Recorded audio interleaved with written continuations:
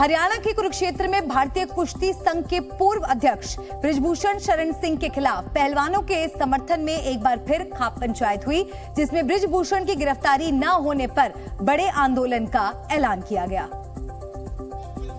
इस खाप पंचायत में हरियाणा, यूपी और आसपास के दूसरे राज्यों से भी खाप पंचायतों के सदस्य जुटे थे, जिसमें यह तय हुआ कि 9 तारीख तक अगर बृजभूषण की गिरफ्तारी नहीं हुई तो वो जंतर मंतर पर धरना देंगे। दिल्ली पुलिस ने कहा है कि जंतर मंतर पे बैठने की परमिशन हम नहीं देंगे, तो अब भाई ये काम खत्म कर दो, केस खत्म कर दो और उसकी गिरफ्तारी कर लो। वहीं पहलवानों के समर्थन में बैठक के दौरान खाप पंचायत के सदस्य आपस में भिड़ते हुए भी नजर आए। महापंचायत के दौरान कई बार खाप पंचायत के सदस्यों के बीच बहस हुई, तो वहीं उनके बीच हुई हाथापाई की तस्वीरें भी सामने आईं। यहाँ कुछ लोग भेज रखे थे, वे सब जगह थे, हमें पता था उनका वे है कौन वे चिन्हित हैं। राकेश टिकैत ने दावा किया कि पहलवानों को न्याय दिलाने तक लड़ाई जारी रखेंगे। भारतीय कुश्ती संघ के पूर्व अध्यक्ष बृजभूषण शरण सिंह के खिलाफ दर्ज 2 एफआईआर में उनके खिलाफ बेहद गंभीर आरोप लगाए जाने की बात सामने आई है।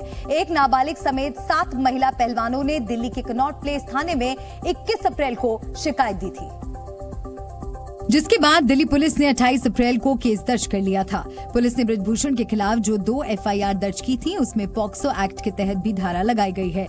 एफआईआर में बृजभूषण पर यौन शोषण की मांग और छेड़छाड़ की 10 शिकायतें हैं, जिसमें बृजभूषण शरण सिंह पर गलत तरीके से छूने, किसी बहाने से छाती के ऊपर हाथ रखने की कोशिश या छाती से पीठ तक हाथ लेकर जाने, सांस चेक करने के बहाने पेट पर हाथ रखने, महिला पहलवानों का पीछा करने, यौन संबंध के लिए उन पर दबाव बनाने और हेल्थ सप्लीमेंट्स की रिश्वत के बहाने यौन संबंध की मांग करने का आरोप शामिल है।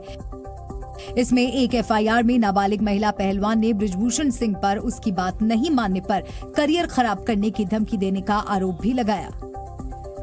और नाबालिग पहलवान ने ये आरोप भी लगाया कि एक जूनियर रेसलिंग चैंपियनशिप में गोल्ड मेडल जीतने के बाद बृजभूषण सिंह ने उसे कमरे में बुलाकर उसके साथ गलत हरकत करने की कोशिश तक की थी, जिसकी वजह से वो बेहद तनाव में आ गई थी। नाबालिग महिला पहलवान की एफआईआर में इस बात का जिक्र है कि रेसलिंग चैंपियनशिप में गोल्ड जीतने के बाद बृजभूषण ने फोटो लेने के दौरान जबरन उसे अपने पास खींचा, फिर कंधे और पीठ के नीचे तक गलत तरीके से छुआ। इसके बाद काम की बात करने के बहाने कमरे में बुलाया, जहां यौन शोषण के लिए जबरन दबाव बनाया और जबरदस्ती शारीरिक संबंध बनाने की कोशिश की। महिला पहलवान ने इससे इनकार किया और वहां से चली गई। इसके बाद बृजभूषण के इशारे पर उसके साथ भेदभाव होने लगा। नाबालिग महिला पहलवान का आरोप है कि उसके मना करने के बाद भी बृजभूषण ने कई बार उसे परेशान किया, जिसकी वजह से वो गहरे सदमे में चली गई थी। इसके बाद कई दिनों तक नाबालिग महिला पहलवान ना तो ठीक से सो सकी और ना ही ठीक से खा सकी। बृजभूषण पर 6 और महिला पहलवानों ने भी कई गंभीर आरोप लगाए, जिसकी एफआईआर में फिजिकल रिलेशन के लिए दबाव बनाने और छेड़खानी का आरोप है। बृजभूषण सिंह पर एफआईआर में जो 6 शिकायतें हैं, उसमें पहली शिकायत में होटल और कुश्ती संघ के दफ्तर में छाती से पेट तक गलत तरीके से छूने का आरोप, दूसरी शिकायत में जबरन टी-शर्ट खींचने और WFI के कमरे में जबरदस्ती करने का आरोप, तीसरी शिकायत में यौन संबंध बनाने के लिए रिश्वत देने और जबरन गले लगाने का आरोप, चौथी शिकायत के मुताबिक सांस की जांच के बहाने पेट और शरीर के दूसरे हिस्से को छूने का आरोप, पांचवी शिकायत में इस बात का आरोप है कि लाइन में खड़े होने के दौरान गलत तरीके से छुआ और छठी शिकायत में तस्वीर लेने के बहाने जबरन कंधे पर हाथ रखने का आरोप। एफआईआर में ये सभी आरोप महिला पहलवानों ने बृजभूषण पर लगाते हुए उनकी गिरफ्तारी की मांग की थी। महिला पहलवानों की तरफ से बृजभूषण शरण सिंह के खिलाफ दर्ज करवाई गई एफआईआर में आरोपों के सामने आने के बाद बृजभूषण सिंह ने भी अयोध्या में होने वाली रैली को रद्द कर दिया, जो 5 जून को बृजभूषण के समर्थन में अयोध्या में होने वाली थी। इस महारैली को जन चेतना का नाम दिया गया था, जिसमें बड़े पैमाने पर बृजभूषण के समर्थक जुटने वाले थे। इस फैसले की जानकारी खुद बृजभूषण ने सोशल मीडिया में फेसबुक पोस्ट के जरिए दी, जिसमें उन्होंने लिखा कि मेरे राजनीतिक विरोधियों और उनकी पार्टियों ने मुझ पर झूठे आरोप लगाए हैं, जिस पर 5 जून को अयोध्या में एक संत सम्मेलन आयोजित करने का निर्णय लिया गया था, ताकि पूरे समाज में फैल रही बुराई पर विचार किया जा सके। लेकिन पुलिस की जांच और सुप्रीम कोर्ट के निर्देशों का सम्मान करते हुए कार्यक्रम कुछ दिनों के लिए स्थगित कर दिया गया है। रैली को हमने सुरक्षा कारणों से कह सकते हैं हमने स्थगित किया है, और लेकिन फिर भी हम स्वागत करते हैं। इस दौरान बृजभूषण सिंह ने एक बार फिर अपने ऊपर लगे आरोपों से इनकार करते हुए इसे सियासी साजिश करार दिया। एफआईआर में दर्ज आरोपों के सामने आने के बाद एक बार फिर इस मुद्दे पर सियासत तेज हो गई है। विपक्ष ने बृजभूषण की अब तक गिरफ्तारी नहीं होने पर केंद्र सरकार को घेर लिया और आरोप लगाया कि केंद्र सरकार के इशारे पर ही दिल्ली पुलिस बृजभूषण को गिरफ्तार नहीं कर रही। छत्तीसगढ़ के मुख्यमंत्री भूपेश बघेल ने दावा किया कि एफआईआर में जो धाराएं लगाई गई हैं, उसके मुताबिक बृजभूषण की गिरफ्तारी हो जानी चाहिए थी, लेकिन केंद्र के दबाव में दिल्ली पुलिस कार्रवाई नहीं कर रही। दिल्ली पुलिस जो केंद्र सरकार के अधीन है, उसके बाद भी कोई कार्रवाई नहीं हो रही है। वो जो पहलवान संघ के अध्यक्ष हैं बृजभूषण, उसको आखिर केंद्र सरकार बचा क्यों रही है? इस बीच लेफ्ट नेता वृंदा करात ने भी बृजभूषण शरण सिंह की गिरफ्तारी की मांग की। हमारी लड़कियां जो बहुत गंभीर आरोप सेक्सुअल हैरेसमेंट लगाए हैं, उनकी एक बिल्कुल करेक्ट जायज मांग है, अरेस्ट करो। वृंदा करात ने दावा किया कि न्याय की लड़ाई में पूरा देश बेटियों के साथ है। और इस बीच 1983 का वर्ल्ड कप जीतने वाली भारतीय क्रिकेट टीम के कई सदस्य महिला पहलवानों के समर्थन में सामने आए। इनमें कपिल देव, सुनील गावस्कर समेत कई दिग्गज क्रिकेटर्स शामिल हैं, जिनकी तरफ से एक साझा बयान जारी किया, जिसमें पहलवानों से मेडल को गंगा में ना बहाने की अपील की गई। 1983 वर्ल्ड कप जीतने वाली भारतीय क्रिकेट टीम से जो खिलाड़ी पहलवानों के समर्थन में आए, उनमें कपिल देव, सुनील गावस्कर, दिलीप वेंगसरकर और मदन लाल समेत कई दिग्गज क्रिकेटर्स शामिल हैं। बयान में इन पूर्व दिग्गज क्रिकेटर्स ने कहा कि पहलवानों के साथ जो हुआ वो दुखद है, लेकिन वो मेहनत से हासिल किए गए पदकों को गंगा में ना बहाएं। पहलवानों ने देश का मान बढ़ाया है, वो जल्दबाजी में कोई फैसला ना लें। उम्मीद है कि पहलवानों की मांग सुनी जाएगी और जल्द ही इसका हल भी निकाला जाएगा। कानून को अपना काम करने दें। कृपया इस मेडल को पानी में ना बहाएं, क्योंकि ये केवल आपके नहीं, हमारे देश की धरोहर है। आप हमारे देश के धरोहर हैं। ये मेडल जो आप लाए हैं देश के धरोहर हैं, और हम यह चाहते हैं कि इसका जल्दी से जल्दी हमारी लड़कियों को न्याय मिले। इस बयान में ये भी कहा गया कि ये पदक सालों की मेहनत और बलिदान से मिले हैं, जो देश के लिए भी गौरव की बात है। लिहाजा पहलवान धैर्य से काम लें। छत्रपति शिवाजी महाराज के राज्याभिषेक दिवस के आज 350 साल पूरे हो गए हैं। प्रधानमंत्री नरेंद्र मोदी ने इस मौके पर देशवासियों को संबोधित किया। पीएम मोदी ने कहा कि शिवाजी महाराज ने गुलामी की मानसिकता को खत्म किया। छत्रपति शिवाजी महाराज ने न सिर्फ आक्रमणकारियों का मुकाबला किया, बल्कि जनमानस में ये विश्वास भी पैदा किया कि स्वयं का राज संभव है। महाराष्ट्र के नागपुर में शिवाजी महाराज के राज्याभिषेक की 350वीं वर्षगांठ धूमधाम से मनाई गई। इस मौके पर भगवा झंडा लेकर लोग सड़क पर उतरे और शिवाजी की मूर्ति का राज तिलक किया। 4 मई से मणिपुर में शुरू हुई हिंसा अब थमने लगी है। गृह मंत्री अमित शाह के हस्तक्षेप के बाद कुकी और मैतेई समुदाय के लोगों ने अलग अलग जगहों पर 140 हथियार पुलिस को सौंप दिए। मुंबई से सटे भयंदर की खाड़ी में एक सूटकेस में लड़की का सर कटा शव मिला है।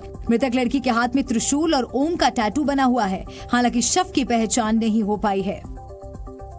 और कांग्रेस के पूर्व अध्यक्ष राहुल गांधी ने केरल की पार्टी इंडियन यूनियन मुस्लिम लीग को सेक्युलर बताया है। वो अमेरिका की राजधानी वॉशिंगटन डीसी के नेशनल प्रेस क्लब में पत्रकारों से बातचीत कर रहे थे। इस दौरान राहुल गांधी से केरल में इंडियन यूनियन मुस्लिम लीग के साथ कांग्रेस के गठबंधन पर एक सवाल पूछा गया था, जिस पर राहुल गांधी ने कहा कि मुस्लिम लीग पूरी तरह से धर्मनिरपेक्ष पार्टी है। Muslim League is a completely secular party. There's nothing non-secular about the Muslim League. I think the person hasn't studied the Muslim League. Maryland में एक डिनर प्रोग्राम के दौरान राहुल गांधी ने कहा कि मैंने कभी नहीं सोचा था कि भारत में लोकतंत्र पर क्रूर तरीके से प्रहार किया जाएगा। Pretty much all our avenues of conversation are shut. Instruments that normally support a healthy democracy don't exist anymore. I'm not proud to say this. I don't like saying this, but this is a fact. Rahul Gandhi ने मोदी सरकार पर संवैधानिक संस्थानों पर कब्जा करने का भी आरोप लगाया। और राहुल गांधी ने अमेरिका में बड़ी भविष्यवाणी की। उन्होंने कहा कि 2024 के लोकसभा चुनाव के नतीजे चौंकाने वाले होंगे और बीजेपी सत्ता से बाहर हो जाएगी। क्योंकि राहुल गांधी के मुताबिक विपक्ष बहुत अच्छी तरह से एकजुट है और ये अधिक से अधिक एकजुट हो रहा है। राहुल ने दावा किया कि एकजुट विपक्ष अपने दम पर 2024 के लोकसभा चुनाव में बीजेपी को सत्ता से बेदखल कर देगा। I am not entirely convinced about this idea that Mr. Narendra Modi is going to win the 24 elections. I think it's not as simple as people make out. If you just do the math, a united opposition will defeat the BJP. इतना ही नहीं, कांग्रेस नेता ने ये भी भरोसा जताया कि कांग्रेस अगले आम चुनाव में बेहतर प्रदर्शन करेगी। I think the Congress party will do very well in the next election. I think it'll surprise people because I think there is a hidden undercurrent building, and I think we'll surprise people. पूर्व कांग्रेस अध्यक्ष ने कहा कि हम सभी विपक्षी दलों के साथ बातचीत कर रहे हैं और मुझे लगता है कि वहां काफी अच्छा काम हो रहा है। राहुल गांधी ने भरोसा जताया कि केंद्र में बीजेपी के खिलाफ विपक्ष का महागठबंधन होगा। राहुल गांधी की मुस्लिम लीग को धर्मनिरपेक्ष बताए जाने वाले बयान पर बीजेपी ने पलटवार किया। सत्ताधारी पार्टी ने कहा कि राहुल गांधी को कुछ पता नहीं होता है और वो बिना सोचे समझे बयानबाजी करते हैं। इसलिए बीजेपी नेता सुधांशु त्रिवेदी के मुताबिक राहुल गांधी को पहले इतिहास को पढ़ना चाहिए और फिर बोलना चाहिए। सुधांशु ने कहा कि कांग्रेस पहले मुस्लिम लीग को बीजेपी से जोड़ती थी और राहुल अब कुछ और ही राग अलाप रहे हैं। कि तथाकथित सबसे युवा नेता के लिए की बुद्धि के ऊपर सबसे बड़ा प्रश्न चिन्ह है। वहीं केंद्रीय मंत्री प्रहलाद पटेल ने कहा कि देश को ये समझने की जरूरत है कि कांग्रेस विभाजन के बीज को बोने की कोशिश कर रही है। ये बंटवारे का बीजारोपण कर रहे हैं, बांटने का बीजारोपण कर रहे हैं। ये आरोप नहीं है और ये मानसिकता ज्यादा खतरनाक है। बीजेपी नेता अमित मालवीय ने एक ट्वीट कर लिखा कि राहुल गांधी भले ही कम पढ़े लिखे हैं, लेकिन वो कपटी और कुटिल हैं। मालवीय ने लिखा कि वायनाड में स्वीकार्य रहना राहुल गांधी की मजबूरी है। अमेरिका में राहुल गांधी के मुस्लिम लीग वाले बयान को बीजेपी आईटी सेल के प्रमुख अमित मालवीय ने पाकिस्तान के मुस्लिम लीग जिन्ना पार्टी से भी जोड़ दिया। इसके लिए बीजेपी नेता अमित मालवीय ने ट्वीट किया और लिखा कि जिन्ना की मुस्लिम लीग, जो धार्मिक आधार पर भारत के विभाजन के लिए जिम्मेदार पार्टी है, राहुल गांधी के अनुसार एक धर्मनिरपेक्ष पार्टी है। अमित मालवीय के इस ट्वीट का जवाब देते हुए कांग्रेस प्रवक्ता पवन खेड़ा ने उन्हें अनपढ़ बता दिया। उन्होंने ट्वीट कर अमित मालवीय से पूछा कि क्या उन्हें केरल की मुस्लिम लीग और जिन्ना की मुस्लिम लीग में फर्क नहीं मालूम। ये मोदी और अमित शाह की जो भारतीय जनता पार्टी है, मुझे लगता है ये लेश मात्र भी ज्ञान इनको अपने भारत की राजनीति का नहीं है, पाकिस्तान की राजनीति का हो सकता है। पवन खेड़ा ने दावा किया कि बीजेपी ने नागपुर नगर निगम के चुनाव में इंडियन यूनियन मुस्लिम लीग से गठबंधन किया था। छत्तीसगढ़ के मुख्यमंत्री भूपेश बघेल ने राहुल गांधी के इंडियन यूनियन मुस्लिम लीग वाले बयान पर उनका बचाव किया है और आरोप लगाया कि इस मामले में बीजेपी भ्रम फैला रही है। जब भूपेश बघेल से राहुल पर बीजेपी के प्रहार के बारे में पूछा गया तो उन्होंने कहा कि जिन्ना और केरल की मुस्लिम लीग अलग है, लेकिन बीजेपी लोगों को भ्रमित कर रही है। ये भ्रमित करने के लिए लगातार इस प्रकार की बातें वो कर रहे हैं। वहीं कांग्रेस नेता गौरव वल्लभ ने कहा कि बीजेपी के मन में जिन्ना बसे हुए हैं, इसलिए लालकृष्ण आडवाणी ने जिन्ना को सेक्युलर बताया था। जिन्ना और जिन्ना की मुस्लिम लीग का प्रेम छोड़ो, मुश्किल होगा भाजपा के लिए, क्योंकि पुराना प्यार है। कांग्रेस नेता सुप्रिया श्रीनेत ने पूछा है कि राहुल गांधी के अमेरिका वाले भाषण पर इतना हल्ला क्यों मच रहा है। उन्होंने बीजेपी से सवाल किया कि राहुल गांधी के बोलने से इतना डर क्यों है। इंडियन यूनियन मुस्लिम लीग पार्टी ने राहुल गांधी के बयान का समर्थन किया है और बीजेपी पर हमला बोला है। आईयूएमएल ने कहा कि बीजेपी के नेताओं को बयान देने से पहले पार्टी के इतिहास के बारे में पता कर लेना चाहिए, क्योंकि इंडियन यूनियन मुस्लिम लीग पार्टी के सांसद ईटी मोहम्मद बशीर के मुताबिक पाकिस्तान मुस्लिम लीग जिन्ना से उनकी पार्टी का कोई लेना देना नहीं है। बशीर ने कहा कि बीजेपी नेता अमित मालवीय के बयान में कोई सच्चाई नहीं है। Indian union Muslim league working in India now is formed after the independence. It's a secular organization as correctly mentioned by Rahul Gandhi. जबकि राष्ट्रीय स्वयंसेवक संघ के प्रमुख मोहन भागवत ने राहुल गांधी का नाम लिए बिना उन पर निशाना साधा है। भागवत ने राहुल को नसीहत दी कि वो विदेश जाकर देश की बदनामी न करें। देश के अंदर नहीं तो देश के बाहर तो भारत को नीचा दिखाना चाहने वाले शत्रु है। विश्व हिंदू परिषद के प्रवक्ता विनोद बंसल ने आरोप लगाया कि राहुल गांधी की अमेरिका यात्रा को सफल बनाने के लिए पूरा पाकिस्तान जोर लगा रहा है। मई के महीने में यूपीआई से होने वाले डिजिटल लेन देन ने नया रिकॉर्ड बनाया है। एनपीसीआई यानी national payments corporation of India ने यूपीआई के जरिए होने वाले ऑनलाइन ट्रांजैक्शन का आंकड़ा जारी किया है, जिसके मुताबिक मई के महीने में यूपीआई के जरिए 14.89 लाख करोड़ रुपए का लेन देन किया गया, जबकि अप्रैल के महीने में यूपीआई के जरिए 14.07 लाख करोड़ रुपए का ही ट्रांजैक्शन हुआ था। एनपीसीआई का कहना है कि मई में यूपीआई के जरिए 941 करोड़ ट्रांजैक्शंस किए गए, जो अब तक का रिकॉर्ड है, जबकि अप्रैल में 889 करोड़ ट्रांजैक्शंस यूपीआई के जरिए किए गए थे। एनपीसीआई ने बताया है कि मई में आईएमपीएस के जरिए 5.26 लाख करोड़ रुपए का लेन देन हुआ, जबकि अप्रैल में आईएमपीएस के जरिए 5.21 लाख करोड़ रुपए का लेन देन हुआ था। वहीं हाईवेज के टोल पर फास्टैग के जरिए होने वाला ट्रांजैक्शन भी बढ़ा है। मई में फास्टैग के जरिए 5,437 करोड़ रुपए का टोल मिला, जबकि अप्रैल में 5,149 करोड़ रुपए का टोल मिला था। बढ़ेंगे आगे अगली खबर। मायावती ने अमेरिका में दलितों पर दिए बयान को लेकर राहुल गांधी को घेरा। मायावती ने आरोप लगाया कि चाहे कांग्रेस की सरकार हो या बीजेपी की, दोनों ने दलितों का शोषण किया है। नेपाल के प्रधानमंत्री पुष्प कमल दहल ने बाबा महाकाल के दर्शन किए। मंदिर में पूजा अर्चना करने के बाद नेपाल के प्रधानमंत्री ने महाकाल लोक को भी देखा। कर्नाटक में जल्द ही 5 गारंटी लागू कर दी जाएंगी। कर्नाटक सरकार में मंत्री प्रियांक खरगे ने कहा कि हमारे पास 5 गारंटियों का खाका तैयार है और हम उन्हें जल्द लागू करेंगे। आईएमएफ यानी अंतर्राष्ट्रीय मुद्रा कोष ने पाकिस्तान को मदद देने से पहले उसे घुटनों पर ला दिया है। देश को आर्थिक बदहाली से छुटकारा दिलाने के लिए पाकिस्तान के पीएम शहबाज शरीफ आईएमएफ से मदद की भीख मांग रहे हैं, क्योंकि शहबाज सरकार में इशाक डार को वित्त मंत्री इस उम्मीद से बनाया गया कि वो महंगाई को रोकने में कामयाब होंगे और अंतर्राष्ट्रीय मुद्रा कोष से लोन दिलवाएंगे। लेकिन इशाक डार पूरी तरह से फेल साबित हुए हैं, जिसके बाद खुद पीएम शहबाज शरीफ ने आईएमएफ की प्रबंध निदेशक क्रिस्टलीना जॉर्जीवा से बात की। वजीर आजम शहबाज शरीफ ने क्रिस्टलीना जॉर्जीवा पर फोन पर बात करते हुए $6.5 अरब कर्ज बहाली के लिए मदद मांगी थी। हालांकि आईएमएफ ने शहबाज शरीफ की गुहार को भी खारिज कर दिया। आईएमएफ ने साफ कह दिया है कि पाकिस्तान देश में चल रहे राजनीतिक अस्थिरता को संविधान के मुताबिक दूर करे, तभी उसे लोन मिलेगा। पाकिस्तान में आईएमएफ के मिशन चीफ नेथन पोर्टर ने गैर मामूली बयान दिया कि हम मुल्क की सूरत हाल पर गुफ्तगू नहीं करते, लेकिन पाकिस्तान की हालिया सियासी पेशरफ्त का नोटिस लिया है। उम्मीद करते हैं आइन और कानून की हुक्मरानी के मुताबिक आगे बढ़ने का पुरअमन रास्ता तलाश कर लिया जाएगा। माना जा रहा है कि आईएमएफ का इशारा इमरान खान विवाद पर था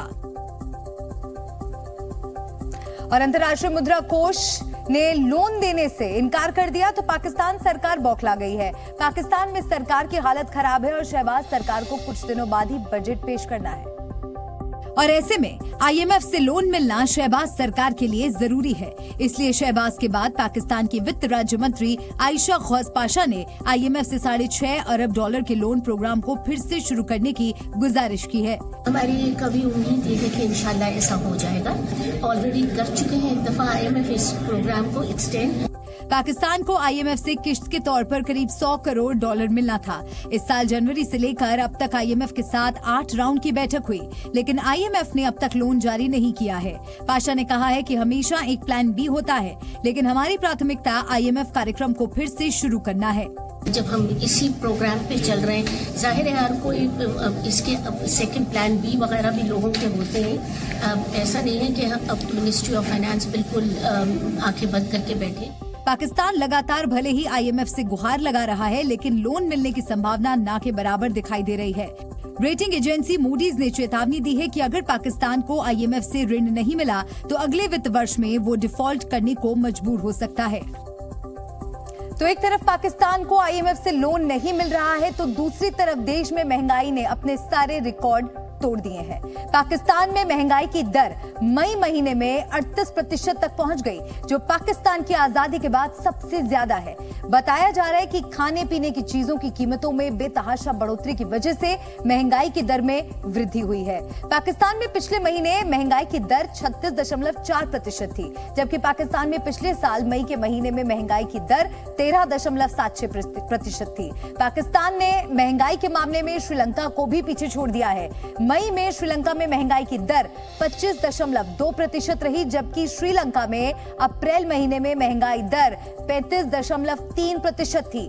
मतलब अप्रैल के महीने में पाकिस्तान महंगाई के मामले में श्रीलंका से आगे था। और बात राहुल गांधी की एक बार फिर से करेंगे। राहुल गांधी ने जिस तरह से विदेशी धरती से मोदी सरकार को घेरा, उस पर संघ प्रमुख मोहन भागवत का बड़ा बयान सामने आया। विदेशी धरती से दिए जाने वाले बयानों पर मोहन भागवत ने राहुल गांधी को नसीहत दी और कहा कि दुनिया के कई लोग भारत में शांति और विकास को पसंद नहीं करते हैं, जिसके कारण उनकी कोशिश होती है कि सामाजिक भाईचारा बिगड़ा रहे। अपने स्वार्थ के लिए भारत को दबाए रखने वाले, आपस में झगड़ता लड़ता रखना चाहने वाले लोग हैं, उनको अवसर मिलता है, वो इसको और चौड़ा करने के लिए तरह तरह के कुचक्र रचते हैं। मोहन भागवत की सियासी मर्यादा पर दिए नसीहत पर विपक्ष ने पलटवार किया और कहा कि प्रधानमंत्री मोदी ने ही सियासी मर्यादा को भंग किया है। नरेंद्र मोदी जी ने, जिन्होंने कहा था कि भारत की संसद में हम सभी लोग टीम इंडिया हैं, पूरे देश में विपक्षी ताकतों को जेल में डालने का काम, उनकी सदस्यता को खत्म करने का काम, उनके साथ दुश्मनी का व्यवहार करने का काम। मोहन भागवत का बयान मौजूदा दौर में विपक्ष और सत्ता पक्ष के बीच बढ़ रही कटुता के बाद सामने आया। राहुल गांधी के मुसलमानों की सुरक्षा पर उठाए सवाल का संघ प्रमुख ने तर्क के साथ उत्तर देते हुए कहा, भारत की परंपरा हर सोच को अपनाने की रही है। साथ ही उन्होंने ये भी कहा कि भारत इकलौता ऐसा देश है जहां किसी व्यक्ति से उसकी मान्यता या धर्म को लेकर भेदभाव नहीं किया जाता। भारतवर्ष में ही हम सबकी विशिष्ट पहचानें सुरक्षित है। भारत के बाहर वहां की मूल पहचान से आप अगर अलग है तो आपका वहां सुख से रह पाना मुश्किल है। इसके साथ ही इतिहास का जिक्र करते हुए मोहन भागवत ने कहा कि जब इस्लामिक आक्रमण के खिलाफ कई देशों में क्रांति हुई तो उन देशों में इस्लाम खत्म हो गया, लेकिन भारत में ऐसा नहीं हुआ। अपने कार्यक्षेत्र में इस्लाम सिकुड़ गया, सब ने सब बदल दिया। अब विदेशी तो यहां से चले गए, लेकिन इस्लाम की पूजा कहां सुरक्षित चलती? यहीं सुरक्षित चलती है। आरएसएस प्रमुख ने नागपुर में देश भर से आए प्रचारकों से जुड़े कार्यक्रम के दौरान ये बातें कही। योगी आदित्यनाथ के शासनकाल में तमाम माफिया की अकड़ ढीली पड़ गई है। इसकी ताजा मिसाल है बाहुबली मुख्तार अंसारी, जो कोर्ट में पेशी के दौरान जज के सामने गिड़गिड़ाते हुए बिस्कुट मांगने लगा। यूपी की बांदा जेल में कैद माफिया मुख्तार अंसारी को जेल की रोटी रास नहीं आ रही है, इसलिए जब उसे वीडियो कॉन्फ्रेंसिंग के जरिए एमपी एमएलए कोर्ट में पेश किया गया तो वो जेल के खराब खाने की दुहाई देने लगा। इतना ही नहीं, उसने गिड़गिड़ाते हुए जज से गुहार लगाई कि उसके वकील के जरिए उसके लिए कुछ कुरकुरे बिस्कुट भिजवा दिए जाएं। बिस्कुट के अलावा माफिया मुख्तार ने जज से ताजा फल और खाने का सामान भिजवाने की भी अपील की। कोर्ट रूम में मौजूद सूत्रों के मुताबिक मुख्तार अंसारी की इस मांग पर जज को भी हंसी आ गई और वो अपने चेंबर में चले गए। इससे पहले भी मुख्तार कोर्ट में पेशी के दौरान जज से केले और आम दिलवाने की गुहार लगा चुका है। एमपी एमएलए कोर्ट में मुख्तार अंसारी पर गैंगस्टर एक्ट के तहत दर्ज मामले की सुनवाई हो रही थी। माफिया डॉन अतीक अहमद और उसके भाई अशरफ की हत्या हो चुकी है, लेकिन उनकी दहशत अभी भी बरकरार है।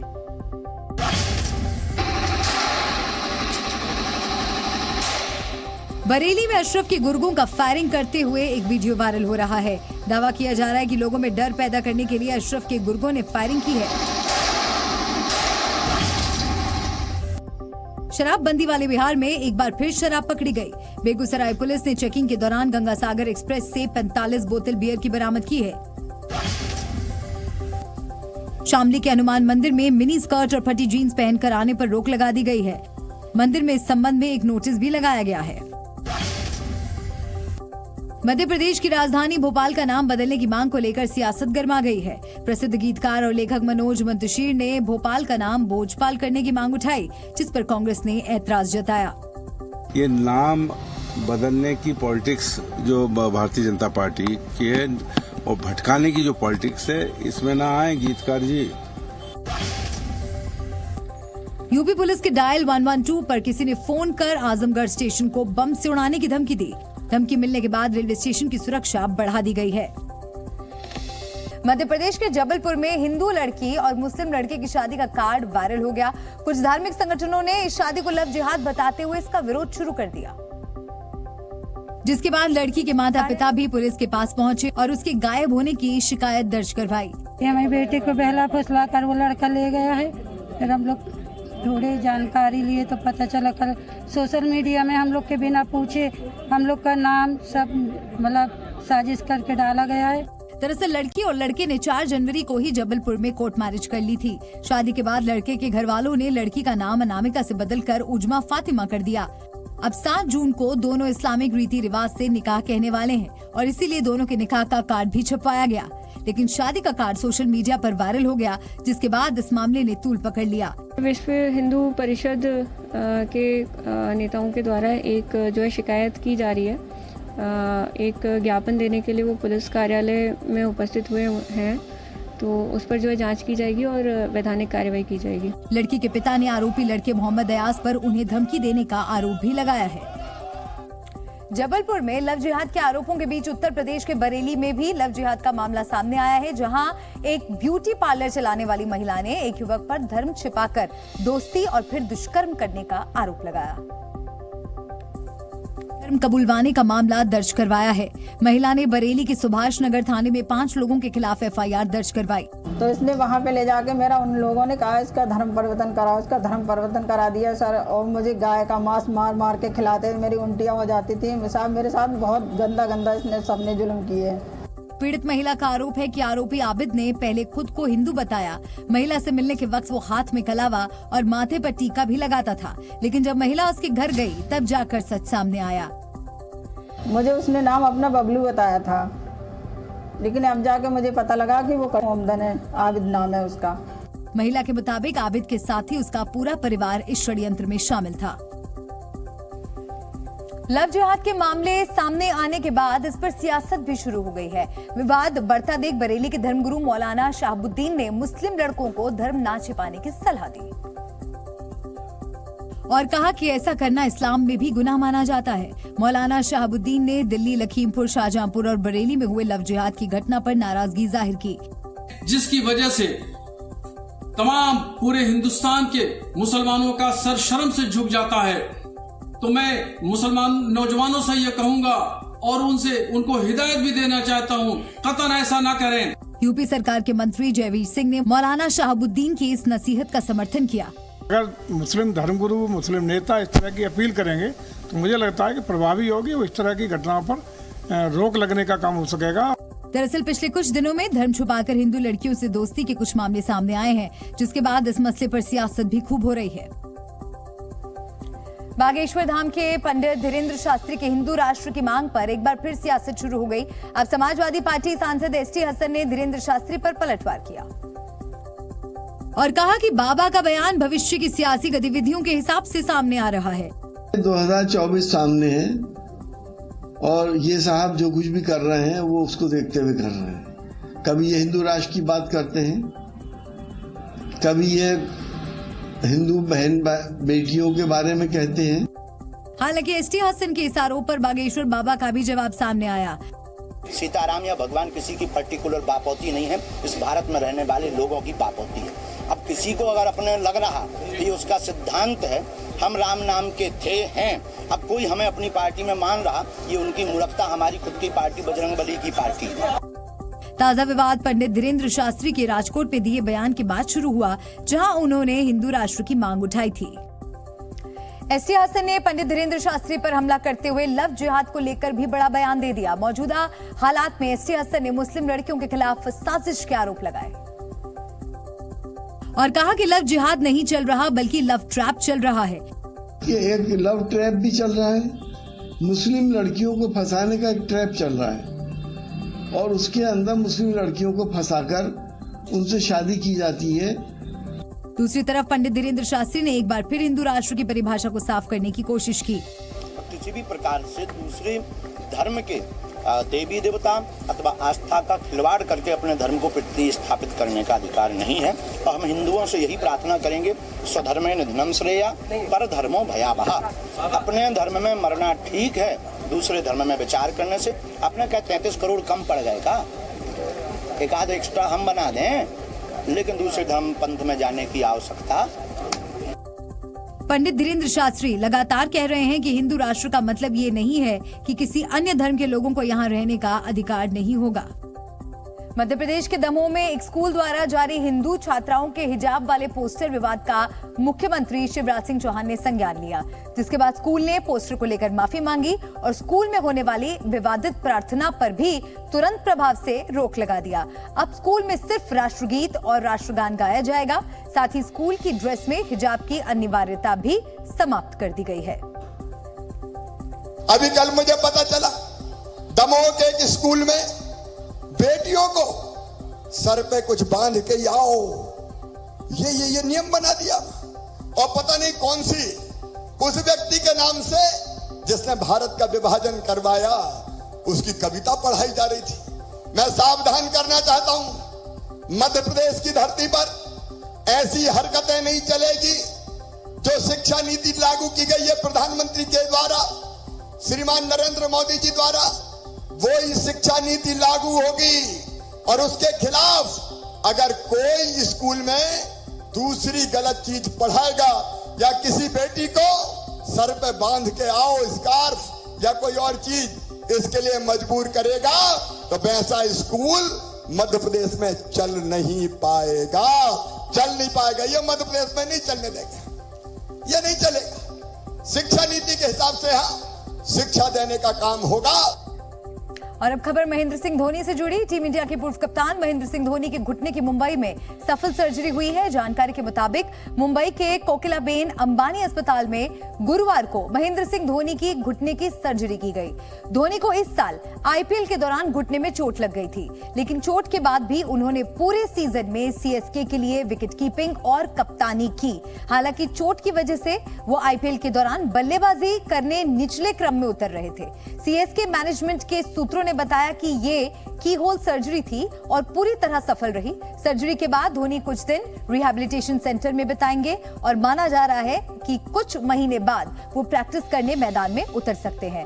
इस सर्जरी के बाद माना जा रहा है धोनी पूरी तरह फिट होकर अगले साल यानी 2024 का आईपीएल खेल सकते हैं। धोनी की सर्जरी कोकिलाबेन अंबानी अस्पताल के स्पोर्ट्स मेडिसिन डिपार्टमेंट के प्रमुख डॉक्टर दिनशॉ पारदीवाला ने की। डॉक्टर पारदीवाला ऋषभ पंत, सचिन तेंदुलकर, जसप्रीत बुमराह और ओलंपिक विजेता नीरज चोपड़ा जैसे खिलाड़ियों का इलाज कर चुके हैं। और अब बात मणिपुर की। मणिपुर में केंद्रीय गृह मंत्री अमित शाह की अपील का असर एक दिन बाद ही दिखने लगा। अमित शाह ने कल कुकी और मैतेई समुदाय के लोगों से हथियार फेंककर शांति बनाए रखने की अपील की थी। और अमित शाह की अपील के एक दिन बाद ही लोगों ने अपने हथियार डाल दिए। कुकी और मैतेई समुदाय के तमाम लोग अलग अलग जगह थानों पर पहुंचे और अपने अपने हथियार पुलिस के पास जमा कर दिए। अब तक पुलिस के पास 144 से ज्यादा हथियार जमा कराए जा चुके हैं। उनके जाने के बाद अभी तक 144 वेपन और उनके साथ 11 मैगजीन पूरे मणिपुर में सरेंडर की गई हैं। पिछले एक महीने से मणिपुर जल रहा था, लेकिन अमित शाह के 4 दिनों के दौरे के बाद अब यहाँ शांति का माहौल है। मणिपुर के 5 जिलों से कर्फ्यू हटा लिया गया है। वहीं उम्मीद जताई जा रही है कि यहाँ जल्द ही हालात सामान्य हो जाएंगे। और उत्तराखंड में अवैध मजार हटाने का काम जारी है। उत्तराखंड में अब तक 450 से ज्यादा अवैध मजार तोड़ी जा चुकी हैं। प्रशासन का दावा है कि अवैध अतिक्रमण हटाने का 90% काम पूरा हो चुका है। गाजियाबाद के भोपुरा कुटी कॉलोनी में निर्माणाधीन 4 मंजिला इमारत आगे की तरफ झुक गई है। बिल्डिंग के झुकने से लोगों में दहशत बनी हुई है। वंदे भारत ट्रेन जून तक देश के सभी राज्यों को कवर करने लगेगी। सरकार ने वंदे भारत को अगले साल तक 200 शहरों से जोड़ने का लक्ष्य रखा है। उत्तराखंड के उत्तरकाशी में शराब के नशे में धुत एक बस ड्राइवर ने पुलिस की पेट्रोलिंग जीप को टक्कर मार दी। हादसे के बाद पुलिस ने बस ड्राइवर को हिरासत में ले लिया। कानपुर के महाराजपुर थाना क्षेत्र में एक पीएसी जवान की गंगा नदी में डूबने से मौत हो गई है। कड़ी मशक्कत के बाद जवान का शव नदी से निकाल लिया गया है। अमेरिका के राष्ट्रपति जो बाइडेन एक कार्यक्रम के दौरान मंच पर ठोकर खाकर गिर पड़े। ये वाकया उस वक्त का है जब कोलोराडो में अमेरिकी एयरफोर्स एकेडमी की ग्रेजुएशन सेरेमनी के दौरान बाइडेन कैडेट्स को डिप्लोमा सौंप रहे थे। और जैसे ही बाइडेन आखिरी कैडेट से हाथ मिलाकर सलामी लेते हुए वापस अपनी कुर्सी की तरफ जाने लगे, उन्हें ठोकर लगी और वो गिर पड़े। दरअसल बाइडेन कोलोराडो में अमेरिकी वायुसेना अकादमी के एक कार्यक्रम में शिरकत कर रहे थे, जहां 921 कैडेट्स में हर एक से बाइडेन ने हाथ मिलाया और डिप्लोमा दिया। इस दौरान वो 1.5 घंटे तक खड़े रहे। जब राष्ट्रपति बाइडेन वापस अपनी जगह पर लौटने लगे तो मंच पर रखे सैंडबैग से ठोकर खाकर उनका पैर लड़खड़ा गया। इससे पहले कि बाइडेन संभल पाते, वो स्टेज पर गिर पड़े। इसके बाद एयरफोर्स के अधिकारी और बाइडेन की सीक्रेट सर्विस के 2 लोगों ने उठने में उनकी मदद की। तस्वीरों में दिखा कि जब बाइडेन संभल कर उठ गए तो उन्होंने मंच पर रखे 2 सैंडबैग्स में एक की तरफ इशारा किया। ये सैंडबैग कार्यक्रम के दौरान जो बाइडेन के टेलीप्रॉम्प्टर को चलाने के लिए इस्तेमाल किए गए थे। अमेरिका के टेक्सास में भारी बारिश से बाढ़ जैसे हालात हैं। टेक्सास में बारिश के पानी से सड़कें जलमग्न हो गई हैं। हालात इतने खराब हैं कि सैलाब में कई गाड़ियां डूबी नजर आई। चीन में भीषण गर्मी ने लोगों की परेशानी बढ़ा दी है। चीन के कई शहरों में तापमान 40 डिग्री सेल्सियस तक पहुंच गया है। यूक्रेन में रूस के जारी हमलों से बचने के लिए लोगों ने रेलवे स्टेशनों में शरण ली है। लोगों को डर है कि हवाई हमले में उनकी जान जा सकती है। पीएम ऋषि सुनक ने यूक्रेन को नेटो में शामिल किए जाने की मांग उठाई है। उन्होंने कहा कि यूक्रेन की सही जगह नेटो में है और हम चाहते हैं कि यूक्रेन को लंबे समय तक सुरक्षा मिलती रहे। अमेरिका के साथ व्यापार बढ़ाने के लिए ताइवान ने पहले व्यापार समझौते पर हस्ताक्षर किए हैं। ताइवान ने इस सौदे को 1979 के बाद अमेरिका के साथ किया गया सबसे बड़ा व्यापार समझौता बताया है। दिल्ली हाईकोर्ट ने आम आदमी पार्टी के नेता मनीष सिसोदिया को बीमार पत्नी से मुलाकात करने की इजाजत दे दी है। अदालत ने सिसोदिया को कल सुबह 10 बजे से शाम 5 बजे तक के लिए पत्नी से मिलने की अनुमति दी है। हालांकि इस दौरान दिल्ली के पूर्व उप मुख्यमंत्री मनीष सिसोदिया पर कई पाबंदियां रहेंगी। मनीष सिसोदिया अपने घर तो जा सकेंगे, लेकिन यहाँ भी पुलिस उनके साथ ही रहेगी। कोर्ट ने यह भी कहा है कि वो मीडिया से बातचीत, मोबाइल या इंटरनेट का इस्तेमाल नहीं करेंगे, न ही परिवार के अलावा किसी और से मिलेंगे।